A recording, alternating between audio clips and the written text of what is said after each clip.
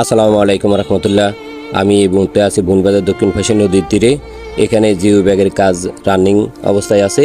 এই অবস্থায় অনেকের মুখে শুনতেছি জিও ব্যাগ নাকি গত 2 দিন তার অবস্থান থেকে নদীতে বিলীন হয়ে যাচ্ছে। তো সেটি দেখার জন্য আমিও চলে আসলাম নদীর তীরে।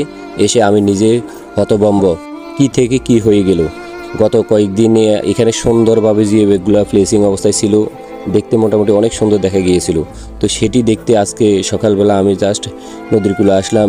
এসে আমি কি থেকে কি দেখলাম কিছুই বুঝতেছি না। জিও ব্যাগগুলো তার অবস্থান থেকে এমনভাবে সরে যাচ্ছে, মনে হয় এখানে কোনো জিও ব্যাগে আগে ছিল না, কিন্তু এখানে সুন্দরভাবে জিও ব্যাগগুলো একটার উপর একটা প্লেসিং ছিল। এটি হলো বুনবাজার দক্ষিণ পাশে মসজিদের দক্ষিণ পাশের অংশ। এখানে জিও ব্যাগ টোটালি টিকতেছে না, উপরালাই ভালো জানে, যেহেতু এখানে সুন্দরভাবে জিও ব্যাগগুলো আগে প্লেসিং করেছিল। তো আল্লাহ জানে এখানে কি হয়েছে। আশা করি এখনও পানি উন্নয়ন বোর্ডের লোকেরা আছে, কাজ কিন্তু এখনও অপর পাশে কিন্তু চলমান। আশা করি তারা এটি দেখবে, দেখে আবারও নতুন করে হয়তো রিপেয়ারিং করবে। না হলে কিন্তু এই অঞ্চল বেশি দিন লাগবে না নদীর গর্ভে বিলীন হয়ে যেতে, যেহেতু এখানে নদীতে প্রচণ্ড স্রোতের কারণে জিও ব্যাগগুলো বিলীন হয়ে যাচ্ছে।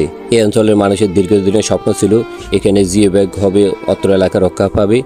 এখন যেহেতু জিও ব্যাগের কাজ চলমান আছে, আশা করি পানি উন্নয়ন বোর্ডেরা এটি তদারকি করবে এবং পুনরায় রিপেয়ারিং করবে, অত্র এলাকাকে বা অত্র বুনবাজার এলাকাকে রক্ষা করবে। তো সবাইকে অসংখ্য ধন্যবাদ ভিডিওটি দেখার জন্য। ভালো থাকবেন সবাই, আল্লাহ হাফেজ।